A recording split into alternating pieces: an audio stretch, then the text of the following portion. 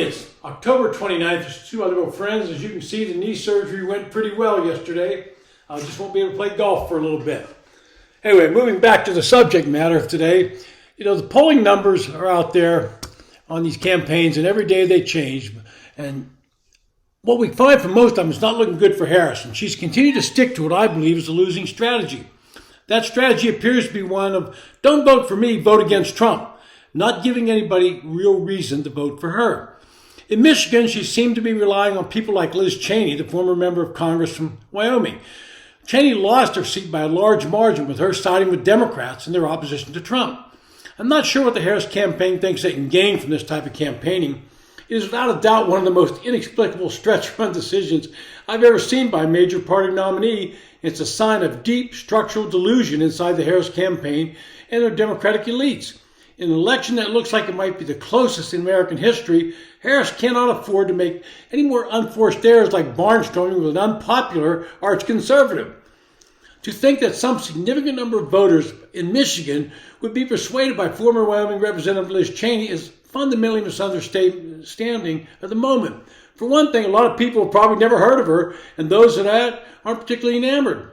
An August 22nd YouGov poll found she had net negative approval ratings 38%, somewhat or very unfavorable to 35%, somewhere very favorable, and 26% of those had no opinion.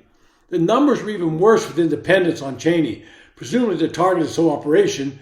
By a margin of 40 to 25%, Liz Cheney was underwater with the most critical bloc in the election. If the goal is to peel away Republican women in the suburbs, as the Harris campaigning period believes it can do, Cheney is really not a very good vehicle for that project either, given their approval ratings with Republicans was a net negative by 47 points. The bottom line, she's not going to generate votes for Harris.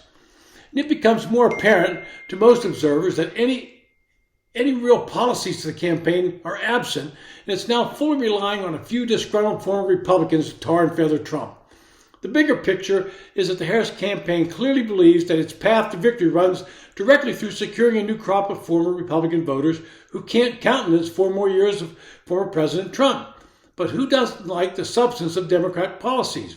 None of these people do, yet they're going to tell you to vote against Trump. Virtually every single strategic move that the Harris campaign has made since picking Minnesota Governor Tim Walz as her early running mate, and that was a mistake, she should have gone with Josh Shapiro, it seemed designed to appeal to disgruntled conservatives, from her law and order acceptance speech at the DNC to her refusal to allow any daylight to filter in between her and the Biden administration's blank check writing fealty to Israel's Prime Minister Netanyahu's regional war.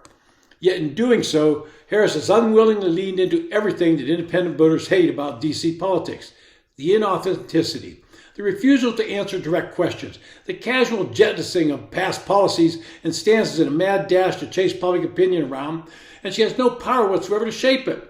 It's like someone sat her down in late July and told her that in order to win, she had to basically renounce the person she had been throughout her entire time in the Senate and to walk back the position she staked out when she sought the presidency in 2019, and she's done that one by one.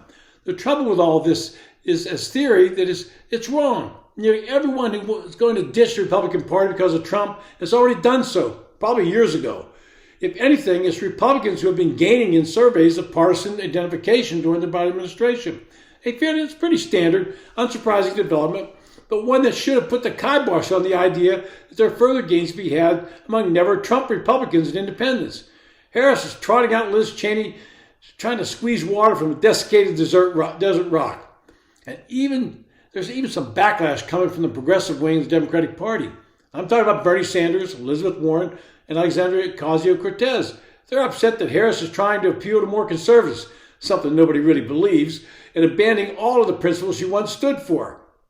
Simply saying, quote, "I've evolved and changed my position on key issues like fracking, immigration, and taxes," does not sit well with the far left, and that might cost her some votes where they sit out the election. At the same time, there's no large constituency out there yearning for the Bush-Cheney years. People have moved on from a decade ago, but it now seems that Harris will solicit support from the anti-Trump Republicans and celebrities to prop up her campaign. Absent any policy to talk about, she goes that direction. And it kind of backfired a bit in Houston last week when Beyonce appeared, and the reason for the packed house where she was billed is going to perform. Well, she didn't perform, and that brought a chorus of boos from the crowd. That about sums up the Harris campaign and platform. A lot of promises that will not and cannot come to fruition. This has been To My Liberal Friends. Thanks for listening.